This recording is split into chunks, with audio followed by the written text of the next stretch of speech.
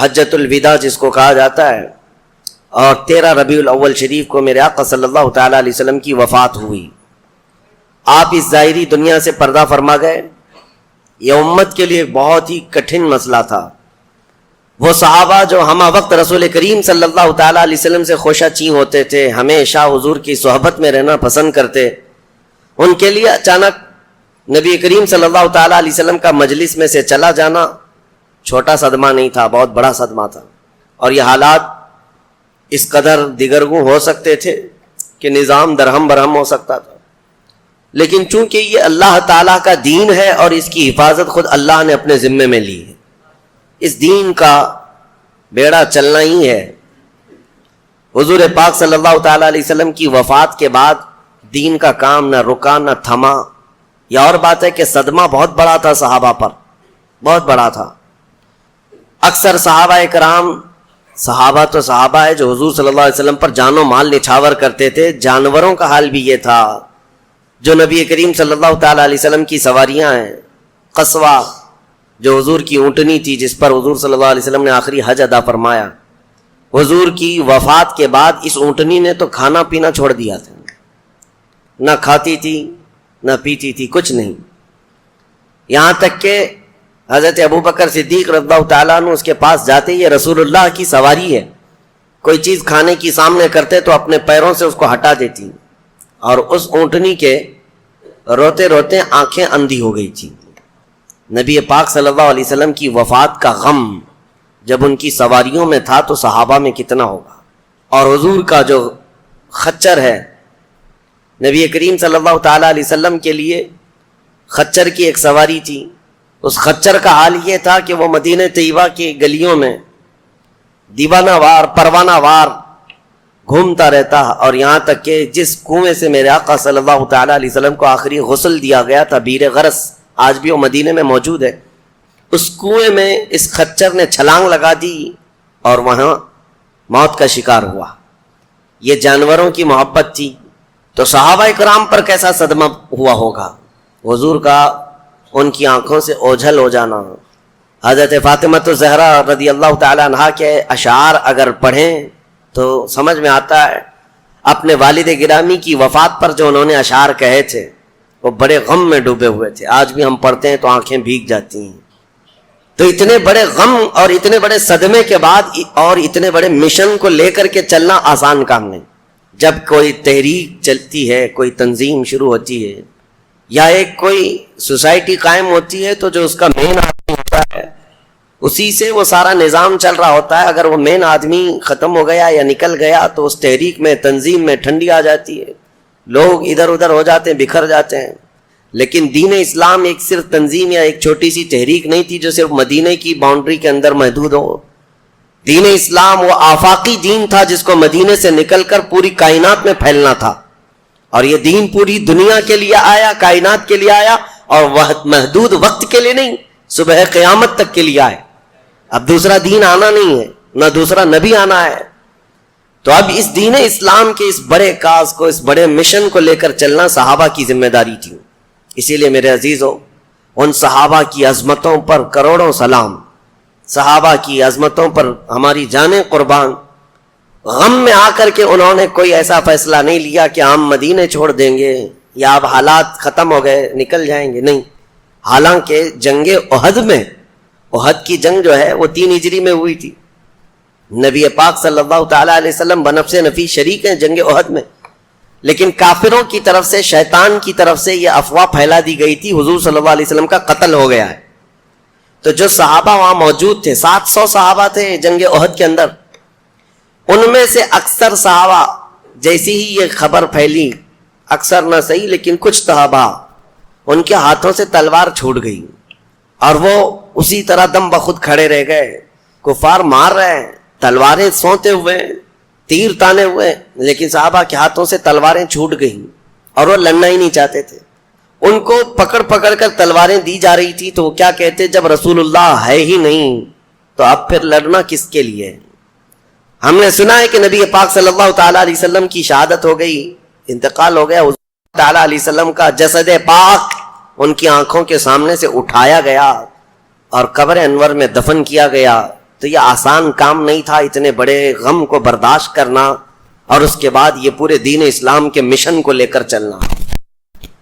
اب کون امیر ہوگا کون سردار ہوگا یہ بھی بات چھڑ جائے گی. امام کے جانے کے بعد کوئی نائب ہو کوئی ان کا جانشین ہو, اس کے لیے قوم میں ظاہر سی بات ہے اختلافات آئی جائیں گے. طرفہ یہ کہ نبی پاک صلی اللہ تعالی علیہ وسلم نے اپنی زندگی میں کسی کو بھی جانشین بنایا نہیں, کسی کو خلیفہ مقرر نہیں فرمایا. یہاں سے میں آپ کو محرم الحرام کے بیانات میں یہ جو جملہ میں کہہ رہا ہوں محفوظ رکھ کر کے جائیں. ہم میں اور شیعہ لوگوں میں فرق یہی ہے, وہ ایسی روایتیں بیان کرتے ہیں جس سے یہ مستفاد ہو کہ صرف اور صرف حضور صلی اللہ تعالی علیہ وسلم کے بعد اگر کوئی خلیفہ بننے کے لائق تھا یا جانشین تھا تو مولا علی کرم اللہ وجہہ الکریم تھے. بلکہ وہ یہاں تک کہتے ہیں وصی رسول اللہ, رسول اللہ نے ان کے لیے وصیت کی تھی, وہ رسول پاک صلی اللہ علیہ وسلم کے جانشین تھے, اعلان ہو چکا تھا. یہ سب چیزوں کے لیے میں ایک ہی سوال کرتا ہوں, صدیق اکبر کس کا نام ہے؟ نبی پاک صلی اللہ تعالی علیہ وسلم کی ایک چھوٹی سی چیز کو بھی جو ریلیٹڈ ہو وہ چھوڑنا گوارا نہیں کرتے. بال کے برابر بھی, وہ کہتے ہیں صحابہ بال برابر بھی حضور کی اداؤں سے یا حضور کی منشا سے ہٹ کر کے وہ کوئی کام کرنا پسند نہیں کرتے تھے, چاہے پوری دنیا الگ ہو جائے. میں ایک سوال کرتا ہوں کہ اگر وصیت ہو چکی تھی رسول اللہ کی, اعلان ہو چکا تھا, تو کیا سیدنا ابو بکر صدیق رسول اللہ کی وصیت کے خلاف جا کر اپنی کرسی قائم کر سکتے تھے؟ یہ عقل میں آنے والی بات نہیں. وہ ابو بکر صدیق رضی اللہ تعالیٰ عنہ جو رسول اللہ صلی اللہ علیہ وسلم کی پیروی میں اور ان کی سنتوں میں اس قدر حساس تھے کہ روز اول سے وہ ایمان لائے ہوئے ہیں. سب سے پہلے اسلام لانے والوں میں نام ہے, ہر وقت رسول پاک صلی اللہ تعالی علیہ وسلم کے ساتھ کھڑے ہونے والے. اگر حضور نے اعلان کر دیا ہوتا تو کیا حضرت ابو بکر صدیق اس کی نافرمانی کرتے, اس فرمان کے خلاف جاتے؟ ممکن ہی نہیں لگتا, ممکن ہی نہیں لگتا. اس لیے میں آپ کو یہ بتا رہا ہوں کہ اس روایت کو محفوظ رکھ لو اپنے ذہنوں میں کہ حضور نے اپنی پوری زندگی میں کسی کو اپنا جانشین مقرر نہیں فرمایا, کسی کو خلیفہ بنایا نہیں. یہ مسلم بات ہے. اگر رسول کریم صلی اللہ تعالی علیہ وسلم بناتے, ایک روایت امام جلال الدین سیوطی رحمۃ اللہ تعالی علیہ کی تاریخ الخلفاء سے میں آپ کے سامنے رکھ رہا ہوں.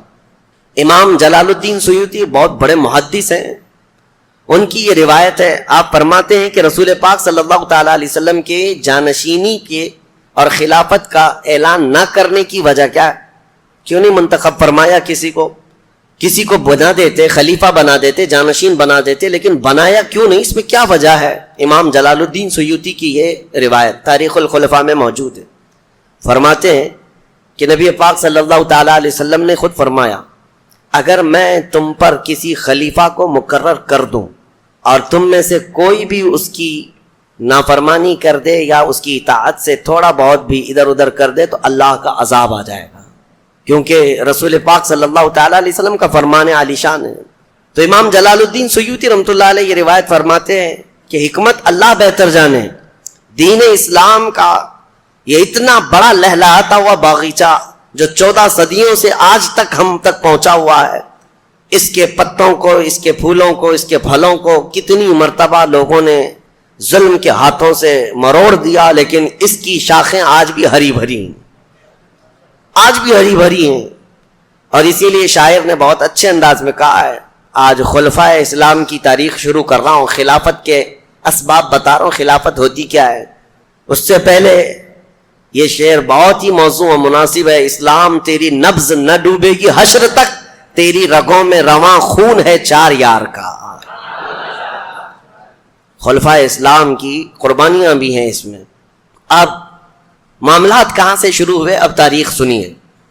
حضور پاک صلی اللہ تعالی علیہ وسلم کی وفات ہو گئی, پیر کا دن تھا, حضور کی پیدائش کا دن بھی پیر ہے, حضور کی وفات کا دن بھی پیر ہے, دوشنبہ. پیر کے دن جیسے انتقال ہوا نبی کریم صلی اللہ تعالی علیہ وسلم کا, پہلی بات تو صحابہ اکرام رضوان اللہ تعالی علیہ مجمعین کے معاملات کے لیے ایک مسلم ہمارا عقیدہ اہل سنت و جماعت کا, توجہ سے سن لو, توجہ سے. صحابہ اکرام فرشتے نہیں ہیں, انسان ہیں. حضور صلی اللہ تعالی علیہ وسلم کے جتنے اصحاب ہیں وہ سب انسان تھے. اور صحابہ اکرام رضوان اللہ تعالی علیہ مجمعین کے درمیان ذکر کرنا اور پھیلانا یہ حرام ہے، ناجائز ہے. بعض لوگوں کو یہ سب چیزوں کا شوق ہے، ان کے بیچ میں کیا ہوا تھا، ان کے بیچ میں کیا ہوا تھا. تم ان کے بیچ میں کیا ہوا تھا اسی تحقیق میں رہ گئے، تمہیں خود پتہ نہیں تمہارے بیچ کیا ہو رہا ہے. تمہارے ایمان کا اندازہ کرو.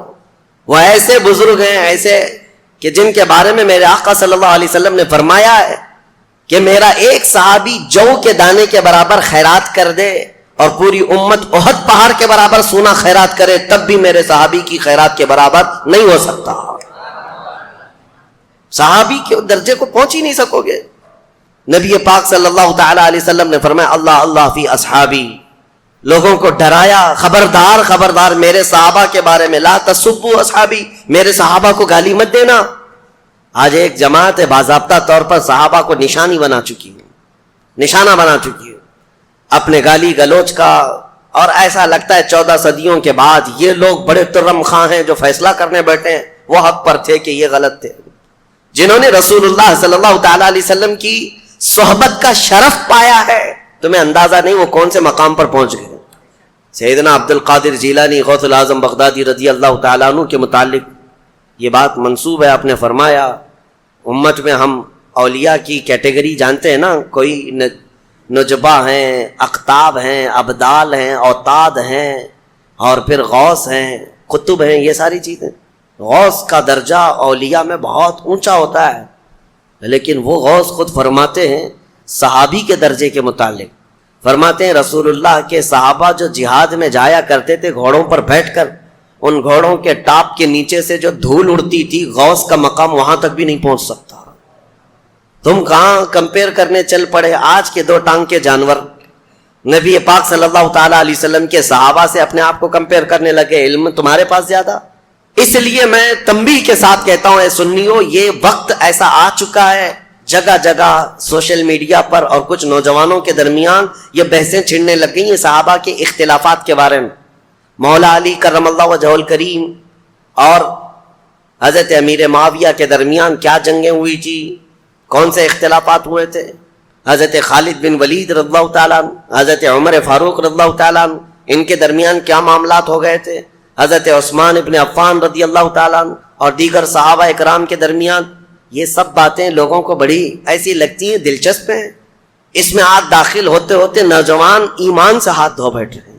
میں تو یہ کہتا ہوں وہ بہت بڑی چیزیں ہیں. تمہیں تو اپنے ماں باپ کے اختلاف میں بھی نہیں جانا چاہیے. تمہیں تو اتنا بھی حق نہیں ہے کہ تمہاری ماں اور تمہارے باپ آپس میں کسی بات پر اختلاف کر لے تو بیٹا وہاں بیچ میں داخل ہو کر کے مزاحمت نہ کرے اور نہ ہی ان کے ان قصوں کو مزے لے لے کر کے سناتا رہے. تمہیں اتنا بھی حق نہیں ہونا چاہیے کیونکہ وہ بڑے ہیں بڑے ہیں. اب رہی بات صحابہ رسول اللہ کے، الصحابۃ کلھم عدول، سارے صحابہ رسول اللہ کے عادل ہیں. وَكُلًّا وَعَدَ اللَّهُ الْحُسْنَى، قرآن کی 27ویں پارے کی سورہ حدید کی آیت ہے.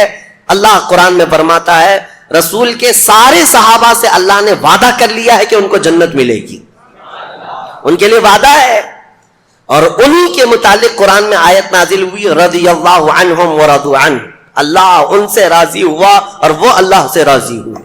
3 مرتبہ یہ آیت آئی قرآن پاک میں، اللہ تبارک و تعالیٰ ان سے راضی ہوا.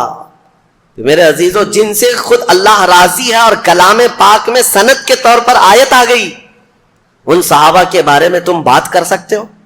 اس لیے سب سے پہلے آج میری گفتگو شروع ہونے سے پہلے یہ اہل سنت و جماعت کا مسلم عقیدہ سمجھ کر کے چلو، صحابہ کے آپس کے معاملات اور اختلافات ہمارا موضوع سخن کبھی نہیں ہو سکتے، ہماری تقریر کا عنوان کبھی نہیں ہو سکتے. ہاں تاریخ ہم بتاتے ہیں، اور تاریخ بتانے کے بعد آپ کو ہمیشہ یہ بات محفوظ رکھنی چاہیے کہ وہ سب رسول اللہ کے صحبت یافتہ ہیں، حضور کے سچے غلاموں میں سے ہیں.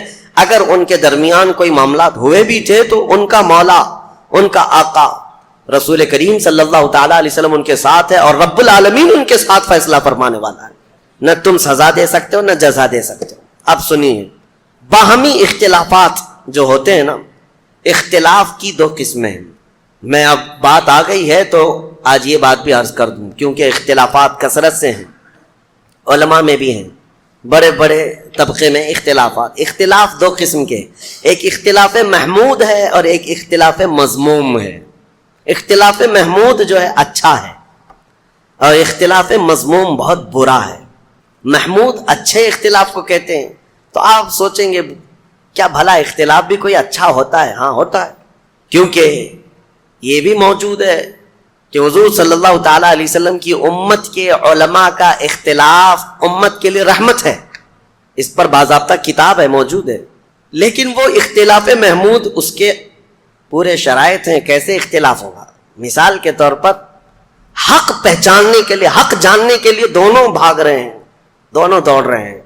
اس کی ایک مثال میں آپ کو دے دوں. رسول پاک صلی اللہ تعالی علیہ وسلم نے صحابہ کی ایک جماعت کو، بنو قریظہ ایک محلہ تھا، ایک قبیلہ تھا مدینے سے باہر، کہا کہ تم جلدی سے نکلو، عصر تک وہاں پہنچ جانا، اور اتنی جلدی جاؤ کہ عصر کی نماز وہیں جا کے پڑھنا، مدینے سے نکل جاؤ. حضور نے بھیجا. اب یہ صحابہ کی ایک جماعتیں جا رہی ہے، چل رہے تھے، بیچ راستے میں عصر کا وقت اتنا ہو گیا کہ سورج ڈوبنے کے قریب آیا، لیکن یہ ابھی اپنی منزل نہیں پہنچے. تو اب صحابہ کی جماعت میں اختلاف. آدھے صحابہ یہ کہنے لگے ہم نماز یہاں پڑھ لیں گے، سورج ڈوب جائے گا، عصر قضا ہو جائے گی.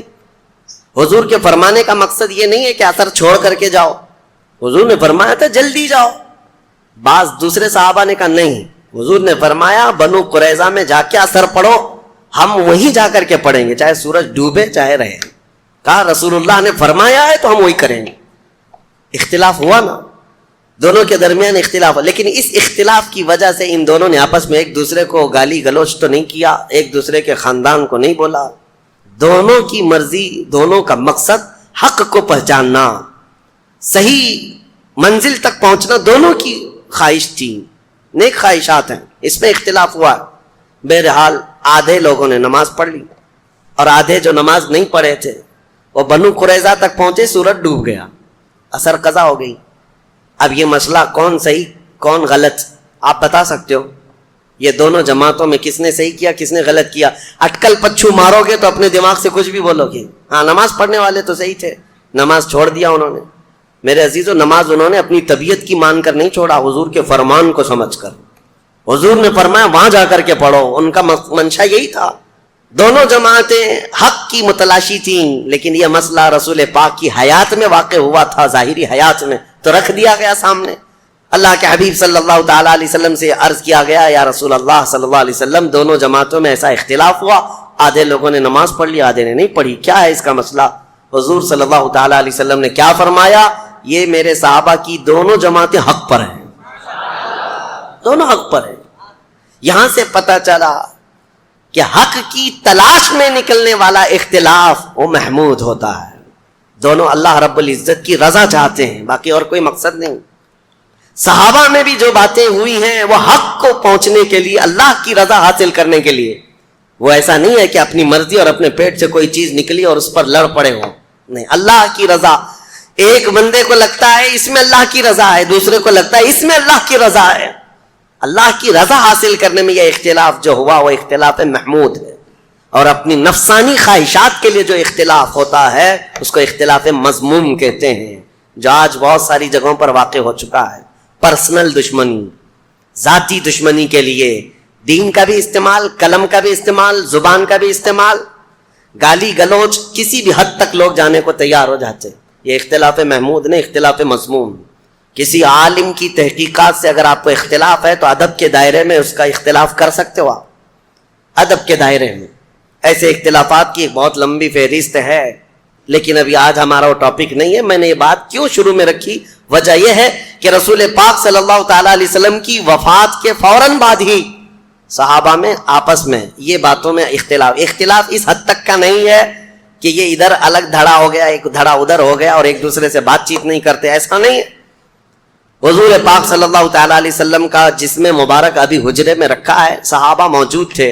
اختلاف اس بات پر ہوا کہ حضور صلی اللہ تعالی علیہ وسلم کو غسل دیا جائے گا کہ نہیں دیا جائے. بات تھی، آدھے صحابہ یہ کہتے تھے کہ حضور صلی اللہ تعالی علیہ وسلم کو غسل دیں جیسے سارے لوگوں کو غسل دیا گیا ہے، غسل موت کے بعد جو غسل ہے. اب حضور صلی اللہ تعالی علیہ وسلم کے لباس پاک کو کوئی ہٹائے، حضور کے لباس کو کوئی ہٹائے اور کوئی دوسرا غسل دے. ان معاملات کو لے کر کے صحابہ حجرے میں کھڑے ہو کر کے آپس میں یہ باتیں کر رہے تھے. یہ اختلاف مذموم نہیں محمود تھا. بعض کہہ رہے تھے غسل دیا جائے, بعض صحابہ کہہ رہے تھے نہیں, نبی پاک صلی اللہ تعالی علیہ وسلم نور علی نور, اللہ کے رسول صلی اللہ تعالی علیہ وسلم اسی حالت میں دنیا سے جائیں گے. صحابہ میں یہ بات ابھی چل رہی تھی. حدیث شریف ہے, صحیح حدیث ہے بخاری کی بھی, کہ اچانک وہ حجرے میں جتنے کھڑے صحابہ تھے, چھوٹا حجرہ تھا, بہت سارے لوگ اندر آ نہیں سکتے تھے, جتنے صحابہ کھڑے تھے وہ کہتے ہیں ہم کو غنودگی طاری ہوئی, نیند آ گئی, آنکھیں جھپکیں اور سب کے سب وہاں پر اونگنے لگ گئے. تھوڑی دیر جھپکی آئی, پھر آنکھیں کھلی تو دیکھتے ہیں حضور کو غسل دیا ہوا ہے. نبی پاک صلی اللہ تعالی علیہ وسلم غسل شدہ ہیں, پانی کے قطرات ٹپک رہے ہیں. مسئلہ حل ہو گیا, اب لڑنا کسی بات پر نہیں تھا. دوسرا اختلاف اس بات پر ہوا کہ نبی پاک صلی اللہ تعالی علیہ وسلم کو کہاں دفن کیا جائے. بعض صحابہ کہتے تھے مکہ میں لے جائیں, ان کا آبائی وطن ہے. بعض کہتے 30,000 کے قریب انبیاء اکرام بیت المقدس کے آس پاس دفن ہیں, حضور صلی اللہ تعالی علیہ وسلم کے بھائی ہیں سارے انبیاء, وہاں لے جا کر کے دفن کریں. اور بعض صحابہ کہتے نہیں ہم مدینے سے باہر نہ لے جائیں. یہ اختلاف تھا. 3 جماعتیں تھیں. پھر سیدنا ابو بکر صدیق رضی اللہ تعالیٰ عنہ سے یہ حدیث آپ نے سنائی کہ میرے آقا صلی اللہ تعالیٰ علیہ وسلم نے اپنی زندگی میں فرمایا تھا اللہ کے ہر نبی کو وہیں دفن کیا جاتا ہے جس جگہ ان کی روح قبض کی جاتی ہے. مسئلہ حل ہو گیا. فرمایا کہ حضور صلی اللہ تعالیٰ علیہ وسلم کی روح پاک یہاں قبض کی گئی حضرت عائشہ کے مکان میں, تو اب یہیں دفن ہوں گے. اس بات کا بھی خلاصہ ہوا. اب ان کے بعد حضور اکرم صلی اللہ تعالیٰ علیہ وسلم کی تدفین کے بعد نماز جنازہ کے بارے میں بہت سارے لوگ پوچھتے ہیں حضور کی جنازے کی نماز کیسے ہوئی. وہ ایک ساتھ جمع غفیر کے نماز ادا نہیں کی گئی تھی, بلکہ حضور صلی اللہ تعالیٰ علیہ وسلم کے جسم پاک کو حجرے میں ہی رکھا گیا تھا, اور صحابہ کی ایک ایک جماعت آتی تھی, نماز پڑھتی تھی اور چلے جاتے تھے. بلکہ یہ نماز جنازہ, اس نماز جنازہ کے بارے میں بھی صحابہ میں باتیں ہوئی کہ کون پڑھے گا, کون پڑھائے گا, کس طرح سے. اب اس میں پھر حضور کی ہی ایک روایت حدیث صحابہ نے سنائی کہ اللہ کے نبی نے فرمایا کہ تم سب کے سب میرے حجرے سے باہر چلے جانا. سب سے پہلے حضور صلی اللہ تعالیٰ علیہ وسلم کے جسم اقدس کے پاس نماز جنازہ کے لیے کوئی اور نہیں, جبرائیل امین آئیں گے. سید الملائکہ حاضر ہوئے فرشتوں کی جماعت کے ساتھ. پھر ان کے بعد حضرت میکائیل علیہ السلام, پھر حضرت اسرافیل علیہ السلام, پھر حضرت اسرائیل علیہ السلام, انہوں نے نمازیں ادا کی فرشتوں کی جماعتوں کے ساتھ. اور ان کے جانے کے بعد پھر حضرت ابو بکر صدیق اندر آئے صحابہ کی جماعت کے ساتھ. پھر ایک کے بعد دیگر صحابہ داخل ہوئے اور سبوں نے اپنی اپنی نمازیں ادا کی. اب یہاں ایک مسئلہ بتاؤں, نماز جنازہ جو ہوتی ہے وہ میت کی بخشش اور اس کی مغفرت کی دعا کے لیے ہوتی ہے. اب رسول پاک صلی اللہ تعالیٰ علیہ وسلم کی نماز جنازہ پڑھنے والے حضور کے لیے مغفرت کی دعا کرنے گئے تھے, حضور کی بخشش کا سوال کرنے گئے تھے. ارے وہ رسول جو ہاتھ نہ اٹھائے تو قیامت میں کسی کا حساب نہ ہو. نماز جنازہ 2 طریقے کی ہے, اسی لیے فرمایا گیا نماز جنازہ میں حاضر ہو جاؤ. تمہاری کثرت جو ہوگی, تمہاری جماعت ہوگی, تم اس کی مغفرت کی دعا کرو گے, اللہ میت کو معاف کر دے گا. ایک روایت. اور فرمایا اگر کوئی بہت نیک انسان کا انتقال ہوا تب بھی جنازہ پڑھو, اس لیے کہ جتنے شریک ہوں گے ان کے گناہ معاف ہو جائیں گے. تو وہاں یہ مسئلہ بھی حل ہے. رسول کریم صلی اللہ تعالی علیہ وسلم کے نماز جنازہ میں جو گئے تھے وہ سب کے سب مستفیض ہو کر کے آئے, حضور سے انوار و برکات لے کر کے آئے. دفن کی بعد بدھ کے دن حضور صلی اللہ تعالی علیہ وسلم کی تدفین ہوئی. 2 دن کے بعد, پیر کے بعد سے لے کر کے بدھ کے دن تک نبی پاک صلی اللہ تعالی علیہ وسلم کے کثیر صحابہ تھے, نماز پڑھنے میں ہی یہ وقت نکلتا رہا. اور تدفین کے بعد اب جو معاملہ سب سے پہلے درپیش ہے مسلمانوں کی امامت کا, مسلمانوں کی عمارت کا. حضور کے جاتے ہی اختلافات اس قدر ہو گئے تھے باہر صحابہ میں نے, دیگر لوگوں میں جو نفس پرست لوگ تھے. کچھ تو نبوت کا جھوٹا دعویٰ بھی کر بیٹھے ہیں. حضور کے جاتے ہی اسود عنسی نام کا ایک شخص کھڑا ہوا, مسیلمہ کذاب ایک شخص کھڑا ہوا, اور لوگوں میں کثرت سے وہ اپنا انفلوئنس بڑھاتے ہوئے، اثر و رسوخ بڑھاتے ہوئے لوگوں کو اپنی طرف مائل کیا. میں اور سچا رسول ہوں، میں اور سچا نبی ہوں، ایسا سہولت دینے لگا. جو سہولت کے پیچھے بھاگتے ہیں وہ ایسے نبیوں کے پیچھے بھاگتے ہیں. شریعت حضور صلی اللہ تعالیٰ علیہ وسلم کی، اسی لیے مسلمانوں ہمیشہ یاد رکھو کہ اگر تم تن آسانی چاہو گے تو شیطان کسی بھی گڑھے میں لے جا کے تمہیں گرا دے گا. تم ہمیشہ یہ یاد رکھو میری طبیعت چاہے یا نہ چاہے جو میرے مصطفیٰ کی شریعت ہے وہی حق ہے. لوگ آتے ہیں بیوی کو 3 طلاق دے دیا، ہم نے بتا دیا ہے کہ ہو گئی ہے، پھر وہ ایسا کوئی مولوی ڈھونڈتے ہیں جو اس سے کہے کہ نہیں ہوئی ابھی رہ سکتا ہے. وہ ڈھونڈتے رہتے ہیں کہیں نہ کہیں سے سہولت چاہتے ہیں، جبکہ صحیح احادیث اور صحیح قرآن کی آیات سے جو مسئلہ مل گیا تو اس کے بعد اپنی خواہشات کو ختم کر دو. یہی شریعت ہے. اور لوگوں کو آسانی چاہیے. روزے میں بھی کوئی 1 گھنٹہ پہلے افطار کرنے کی پرمیشن دینے لگ جائے تو اس کے بھی بہت سارے مرید بن جائیں گے کہ ہمارے یہاں کنسیشن ہے. بہت سارے ایسی جگہوں پر بنتے بنتے فرقے اسی لیے بن گئے شیطان کے وہ آلہ کار بن جاتے ہیں، شیطان ان کو لے جاتا ہے. وہ جھوٹے نبی جو پیدا ہوئے تھے حضور کی وفات کے فوراً بعد، وہ ایسی ہی سہولتیں بانٹ رہے تھے کہ ہمارے ہاں ایسا ہے، ہمارے ہاں اتنی نمازیں نہیں، ہمارے ہاں اتنی زکوٰۃ بھی نہیں دینی، آؤ پیچھے چلو، جہاں جنگ میں غنیمت کا مال آئے گا وہ سب بانٹیں گے ہم. وہ الیکشن کی طرح ایک پارٹی اتنا اعلان کرے، دوسری پارٹی اس سے زیادہ اعلان کرے. ایک کہے بجلی فری تو دوسرے کہے عورتوں کو ٹکٹ فری. یہ لوگوں کو بہلانے اور پھسلانے کے جو ترغیبی انعامات ہوتے ہیں. میرے عزیزو ایک بات یاد رکھنا، شریعت مصطفیٰ صلی اللہ تعالیٰ علیہ وسلم میں اگر کوئی اس طرح کی چیزیں لائے تو اس کو نکال کر پھینک دینا.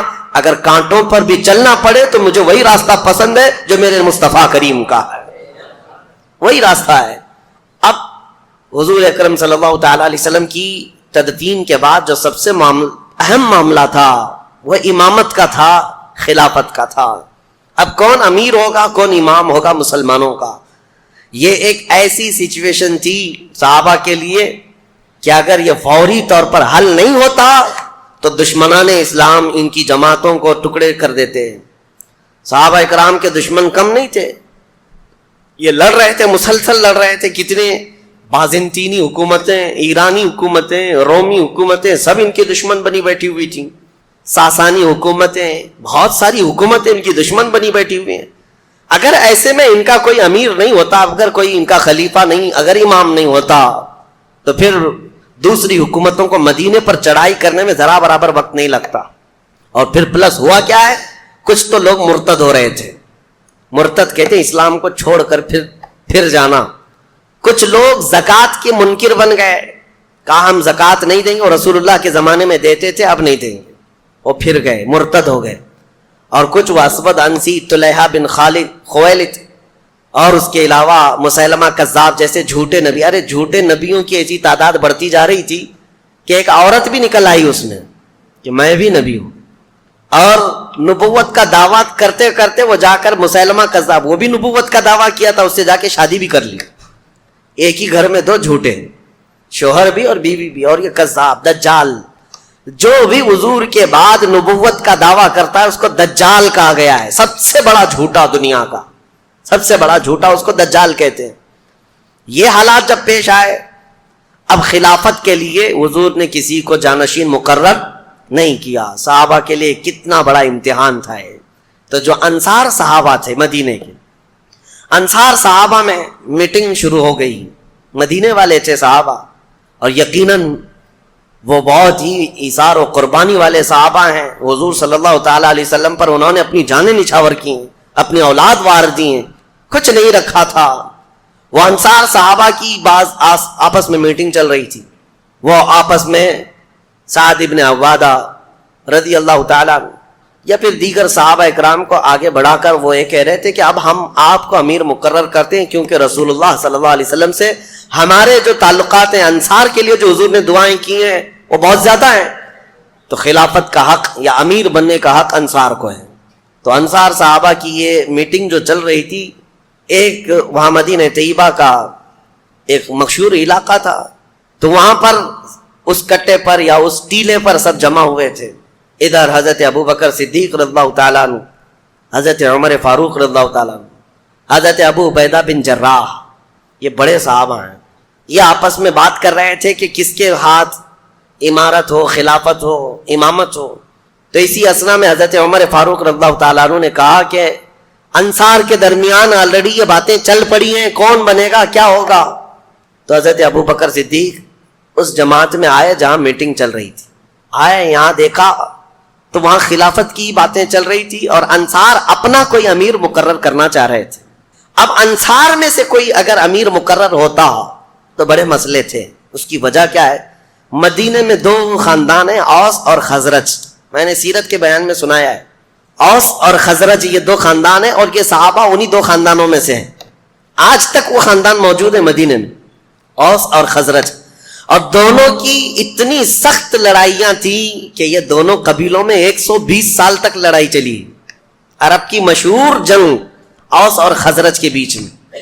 لیکن وہ دائرہ اسلام میں داخل ہو گئے صحابہ، حضور صلی اللہ تعالیٰ علیہ وسلم کے دامن رحمت سے وابستہ ہو گئے. لیکن اب انصار صحابہ میں دونوں قبیلے ہیں، اوس بھی ہے خزرج بھی ہے، اوس بھی ہے خزرج بھی ہے. اگر ان میں سے کسی ایک ہی کو تو خلیفہ بنانا ہے. اگر وہ اوس قبیلے کا بنتا تو خزرج والوں کو ناگواری ہو جاتی. بہت پرانی لڑائیاں چلی. خزرج قبیلے سے کوئی بنائے جاتے ہیں تو اوس والوں کے لیے مسئلہ ہوتا. اور اس کے علاوہ تیسرا مسئلہ یہ تھا کہ یہ مدینے والے لوگ تھے اور قریش خاندان پورے عرب میں سب سے عظمت والا خاندان مانا جاتا تھا، کیونکہ خانہ کعبہ کی چابی ان کے پاس ہوتی. اور عرب کے چھوٹے بڑے جتنے قبیلے ہیں وہ سب قریش کو سلام کرتے.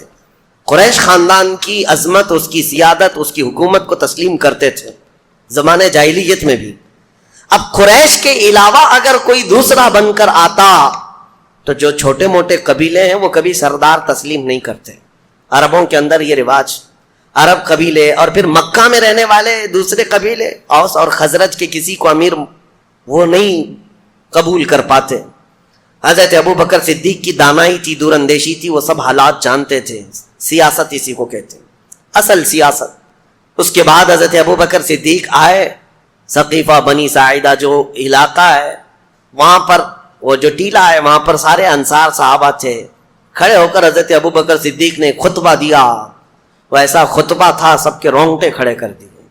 ابھی ابھی حضور کے جانے کا غم تازہ تھا اور سارے صحابہ جانتے تھے سب سے زیادہ حضور کے ساتھ رہنے والے حضرت ابو بکر ہی تھے.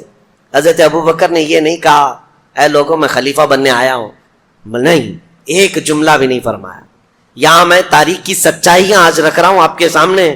ان جھوٹے کالے لوگوں کے اوپر یہ زناٹے دار تھپڑ ہے جو حضور سیدنا ابو بکر صدیق پر انگلیاں اٹھاتے ہیں، غصب کر کے خلافت لے لیا. نہیں، وہاں پر آئے انصار صحابہ کی جماعت کے درمیان خطبہ دیا اور کہا اے انصار، تمہاری قربانیاں ہمیں یاد ہیں. جب ہم آئے تھے بے گھر تھے، تم نے یہاں گھر دیے. مہاجرین کو تم نے سنبھالا، رسول اللہ کے قدم بقدم ساتھ رہے.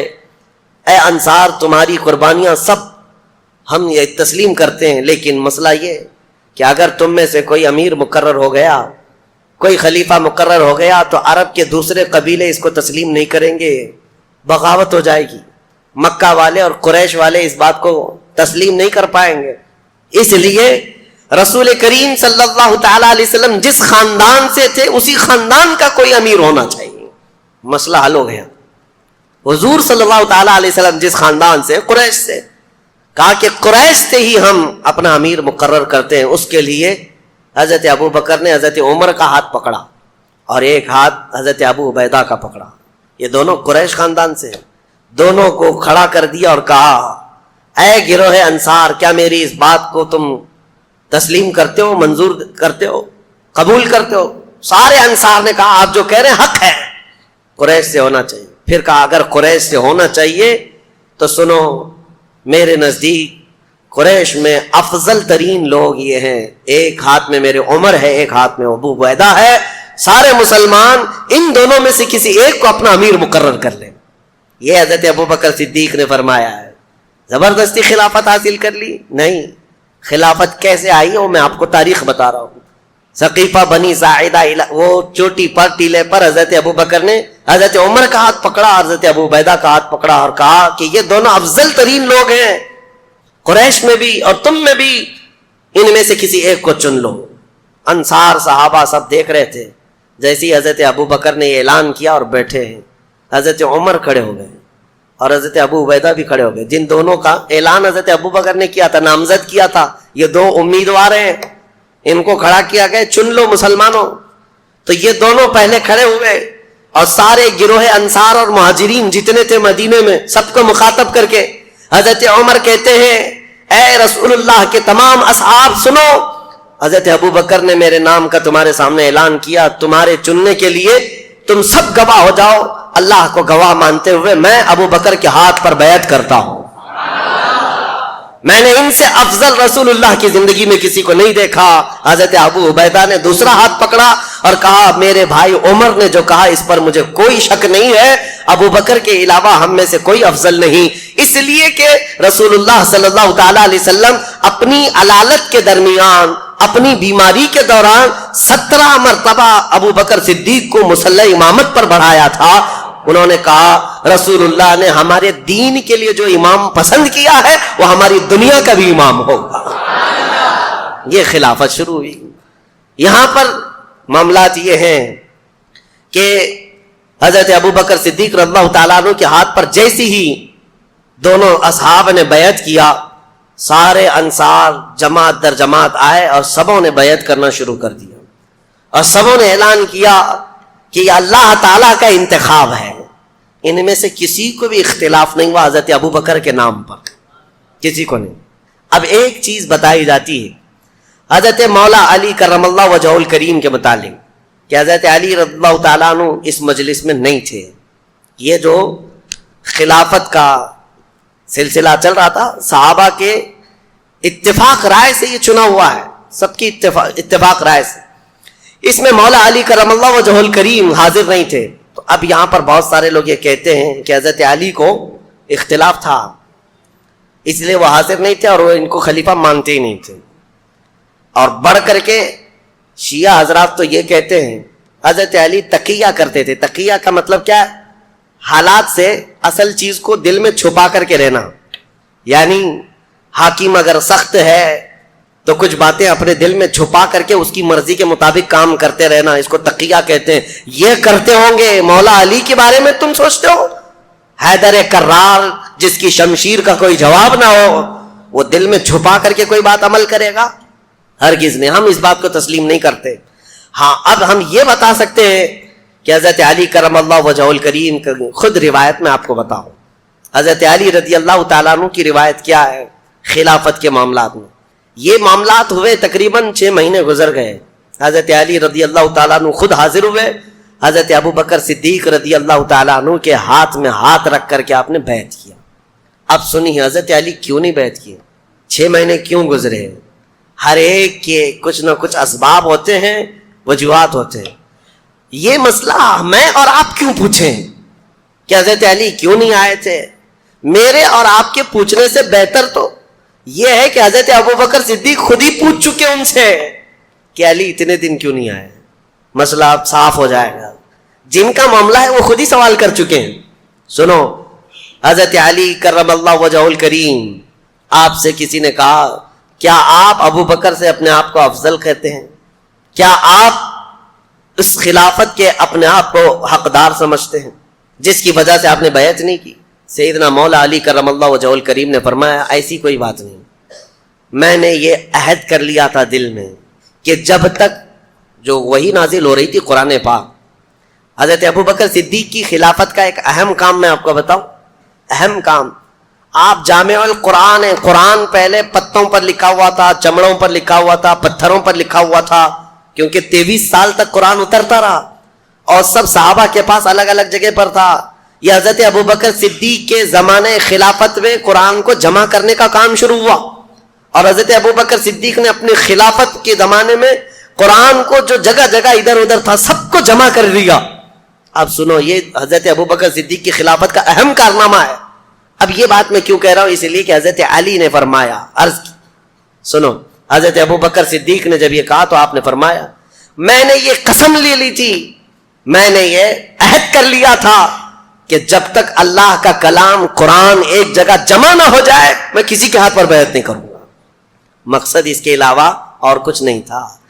لیکن بہت سارے کھٹملوں کو پتہ نہیں کیا کیا چیزیں مل جاتی ہیں. اس لیے نہیں کیا تھا، اس لیے نہیں کیا تھا، اختلافات ہوئے تھے، فلاں ہوئے تھے، نعوذ باللہ۔ اصل وجہ یہ حضرت علی کرم اللہ وجہہ الکریم، امام جلال الدین سیوطی نے بھی اس روایت کو بیان کیا، اور تاریخ الخلفاء میں آپ نے اس چیز کو صاف بیان فرمایا کہ حضرت علی رضی اللہ تعالیٰ عنہ جب آپ کی وفات ہوئی تھی، شہادت ہوئی ہے کوفہ میں، اس وقت بھی آپ سے کہا گیا تھا کہ آپ اپنا جانشین کسی کو مقرر کریں گے، کسی کو خلیفہ بنائیں، تب بھی مولا کائنات علی مرتضیٰ رضی اللہ تعالیٰ عنہ نے یہ فرمایا تھا کہ جب رسول اللہ نے اپنے بعد کسی کو جانشین مقرر نہیں کیا تو میں کسی کو کیسے کروں۔ یہ اس بات کی علامت ہے کہ سیدنا علی کرم اللہ وجہ الکریم حضرت ابوبکر صدیق کی خلافت پر متفق رہے، اور ان کی خلافت میں، ان کی امامت میں نمازیں بھی ہوتی رہیں۔ دیکھیں، میں سب سے پہلے کہہ رہا ہوں کہ سنیوں کا مجمع ہے، اختلافات صحابہ کو ذکر کرنا بھی نہیں چاہیے، اس سے تمہارا لینا دینا کیا ہے؟ تم میاں یہ پوچھو نماز میں فرض کتنے، واجبات کتنے، نماز کی مکروہات یا فاسد ہونے کے طریقے کیا کیا ہیں، روزہ، زکوٰۃ، یہ تم اپنی ضروریات دین کو پوچھو۔ تم یہاں بہت بڑے تاریخ دان بن کر کے فیصل بھی بن جاتے ہو ساتھ میں کہ نہیں وہ ایسے نہیں تھے، یہ صحیح نہیں تھے، وہ نہیں صحیح تھے۔ اٹکل پچو مار رہے ہیں 1400 سال کے بعد پیدا ہو کر کے۔ سوشل میڈیا کا دور ہے، ہم نے بہت سارے ایسے برساتی محققوں کو دیکھا ہے، ہاں محقق تحقیق کرنے والے، ریسرچ اسکالر، تو یہ برساتی مینڈکوں کی طرح ہے، یہ نئے نئے آئے اور انہوں نے ریفرنس اور لوگوں کے سامنے نمبرنگ کے ساتھ کچھ باتیں رکھ رکھ کر کے لوگوں کو یوں ورگلایا ہے کہ اصل یہ بات ہے، تم کو لوگ یہ پٹی پڑھا رہے ہیں۔ میرے عزیزو، یہ دین اسلام ہے، پٹی پڑھانے سے چلنے والا ہے نہیں۔ دین اسلام اپنی حقانیت کی بنیاد پر صبح قیامت تک چلے گا، صبح قیامت تک چلے گا۔ بعض تو ایسے جاہل آئے ہوئے ہیں محققین کے نام پر جو علماء سے تمہیں برگشتہ کر رہے ہیں، دور کر رہے ہیں۔ سارے علماء سے دور ہو جاؤ، علماء ممبروں پر بیٹھ کر کے جھوٹی باتیں کہتے ہیں، تو نوجوان طبقہ آج کا، کالجز کا، یونیورسٹیز کا، وہ اکثر علماء کے بارے میں بدگمانی کرتے چلے گئے۔ امام غزالی رحمۃ اللہ تعالیٰ علیہ کی یہ بات میں تمہیں یاد دلا دوں، اللہ تبارک و تعالیٰ جب کسی کو گمراہ کر کے ذلیل موت دینا چاہے تو سب سے پہلے اس کو علماء کی گستاخی میں لگاتا ہے، وہ بندہ وہاں سے شروعات کرتا ہے، اور اس کے بعد وہ بدگمانی اس کی بڑھتی چلی جاتی ہے علماء کے بارے میں، مدارس اسلامیہ کے بارے میں، کہ مولوی لوگ ایسے ہی ہوتے ہیں۔ تمہیں پتہ ہے کہ دین کہاں سے کہاں تک آیا، تم کو الف با جو پڑھنا آتا ہے آج، یا اگر علماء نہ ہوتے ان کے وسیلے کے بغیر تم کہاں سے دین سیکھتے؟ میرے عزیزوں، انٹرنیٹ پر سارا قرآن ہے، پڑھنے کے طریقے سب کچھ موجود ہے، لیکن کوئی تو پڑھا رہا ہوگا نا انٹرنیٹ پر بھی۔ بے واسطے خدا کچھ عطا کرے، ایسا نہیں ہے۔ اس لیے یہ تمام چیمی گوئیوں سے اپنے آپ کو باز رکھو، اور دین جو ہے ڈاکٹروں سے، انجینئروں سے، وکیلوں سے اب سیکھنے لگ گئے لوگ، علماء کو چھوڑ کر کے۔ اسی وجہ سے گمراہی کے دروازے کھلتے چلے گئے، اور عام نوجوان کو دیکھو تو یہ فرق کرنے بیٹھا ہے، فرق کرنے بیٹھا ہے۔ کوئی آ کر کے سوال کرتا ہے سرکار غریب نواز افضل تھے کہ غوث پاک افضل تھے؟ تجھے کیا فرق پڑتا ہے؟ ان کی افضلیت کے متعلق، ان کے مقامات اور مراتب کے متعلق وہ صرف اس بات کے لیے سوال کر رہا ہے کہ دونوں میں سے کسی ایک کا درجہ گھٹا کر کے سوچے، کسی ایک کا درجہ گھٹا کر کے بتائے۔ اللہ نے دو آنکھیں دی ہیں، دونوں کا مقام برابر ہے، دونوں آنکھیں تمہاری برابر کی دیکھتی ہیں، کبھی تو آج تک تم یہ نہیں باتیں کرتے۔ بہرحال جن کے مقامات اور جن کی فضیلتیں بیان ہوئی ہیں وہ ہم بیان کریں گے، لیکن یہ کمپیریزن میں اس طرح کسی کو گھٹا کر بیان کرنا جائز نہیں۔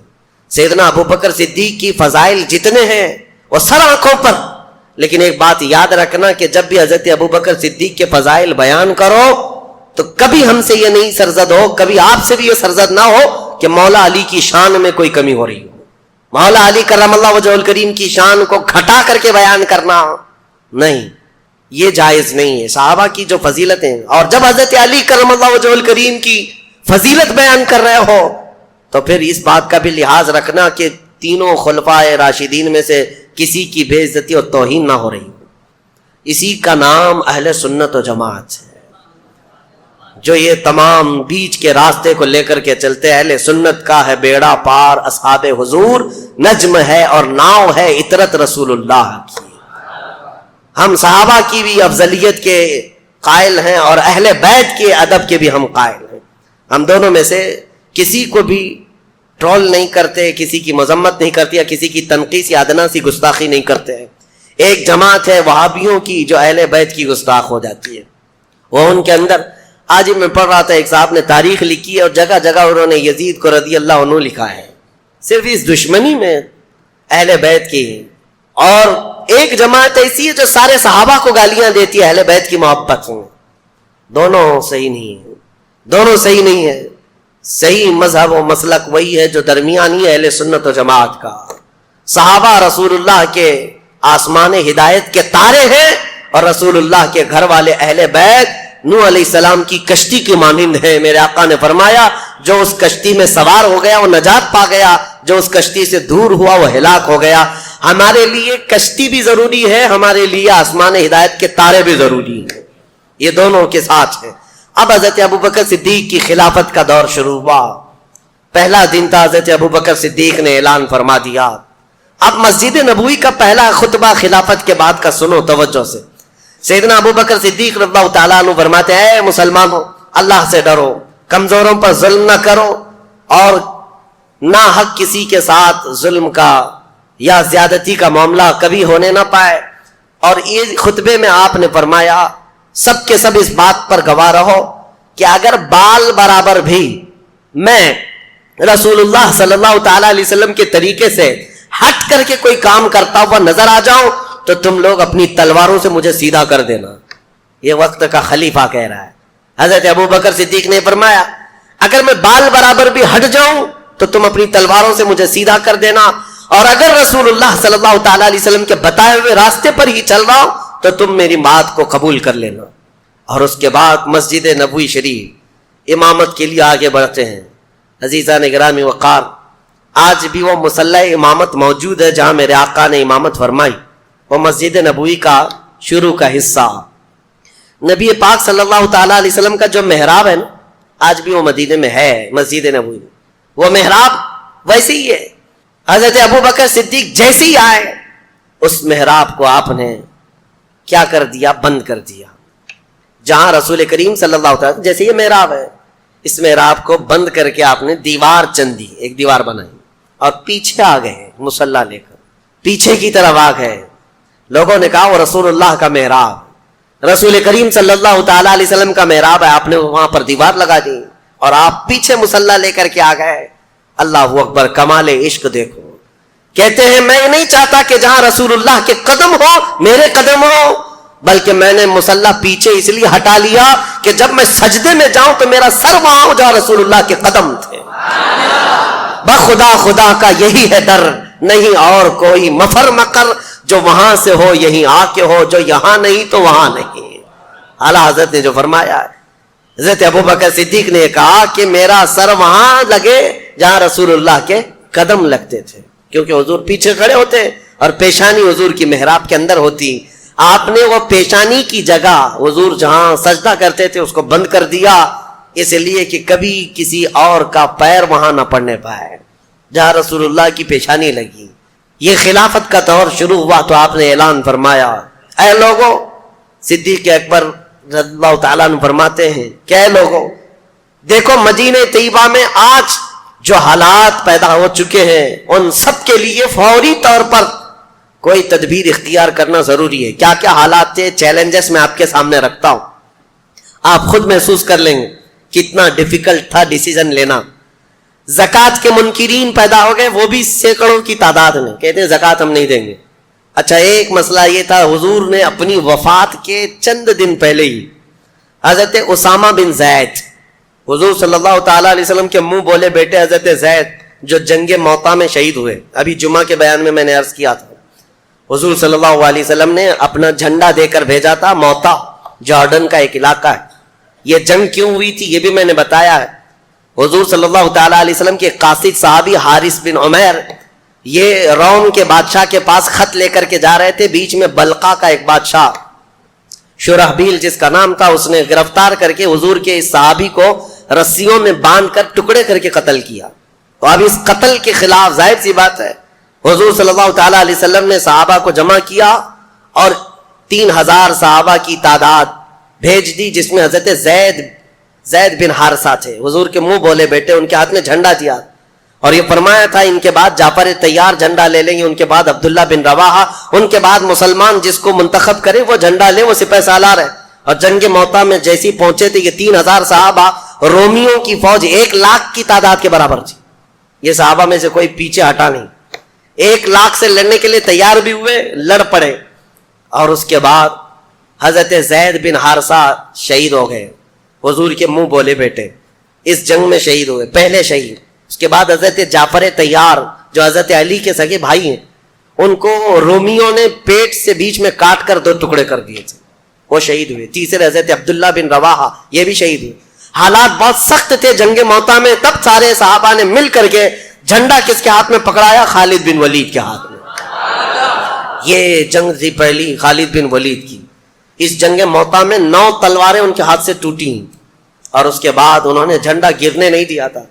3000 کی فوج کو لے کر 1,00,000 سے لڑتے تھے، ایسے لڑتے تھے، صفوں کی صفیں درہم برہم کرتے تھے۔ شام سے پہلے رومیوں کی طرف سے اعلان ہوا کہ خالد بن ولید ایسا ہو گیا ہے کہ یہ بدکے ہوئے گھوڑے کی طرح صفیں درہم برہم کر رہا ہے، تم سب کے سب پیچھے ہٹ جاؤ اور ان کو جانے دے دو۔ رومی فوج پوری کی پوری پیچھے ہٹ گئی، اور جتنے مرے اس میں سے وہ چھوڑ کر، پوری جنگ میں صرف 8 مسلمان شہید ہوئے تھے۔ 1,00,000 لوگوں نے مل کر 3000 کا مقابلہ کیا اور 8 شہید ہوئے تھے۔ حضرت خالد بن ولید یہ پہلی فتح کر کے واپس لوٹ رہے تھے۔ جنگ موطا، یہ جنگ موطا 8 ہجری میں ہوئی ہے حضور کے۔ اس جنگ میں جو شہید ہوئے حضرت زید، ان کا غم تھا حضور کو۔ ان کے بیٹے اسامہ 19 سال کے جوان تھے۔ حضور صلی اللہ تعالی علیہ وسلم نے حضرت اسامہ کو سپہ سالار بنایا اور کہا رومیوں کو پھر سے ادھیڑنے کے لیے، ان کو اکھیڑنے کے لیے ایک فوج بھیجی جس میں 10,000 صحابہ جمع تھے۔ حضرت اسامہ بن زید کو مدینے سے روانہ کر دیا۔ اسامہ بن زید مدینے سے نکلے ہی تھے کہ حضور کی وفات ہو گئی۔ حضور کی وفات ہوتی اسامہ بن زید اور یہ پوری فوج ظاہر سی بات ہے مدینے واپس آ گئی۔ اب مسئلہ یہ تھا کہ حضور کی وفات کے بعد خلافت بھی قائم ہو گئی، حضرت ابوبکر خلیفہ بن گئے۔ اب کیا کرنا ہے؟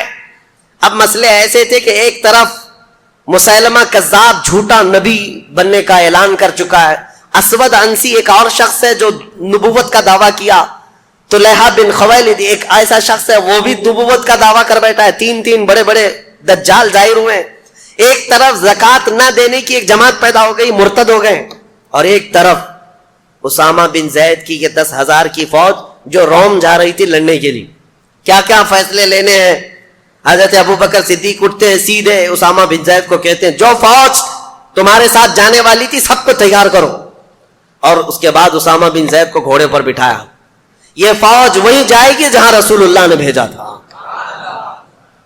حالات ایسے تھے کہ فوج اتنی بڑی بھیجنے کے جیسے حالات نہیں تھے، یہاں تک کہ لوگ سب آ کر کے کہنے لگے خلیفہ اسلام ابھی حالات ایسے نہیں ہے کہ آپ 10,000 کی فوج مدینے سے بھیج دیں گے، حضور کی وفات ہوئی ہے، اچانک مدینے پر کچھ ہو گیا تو کیا کریں گے، اتنی بڑی فوج جا رہی ہے۔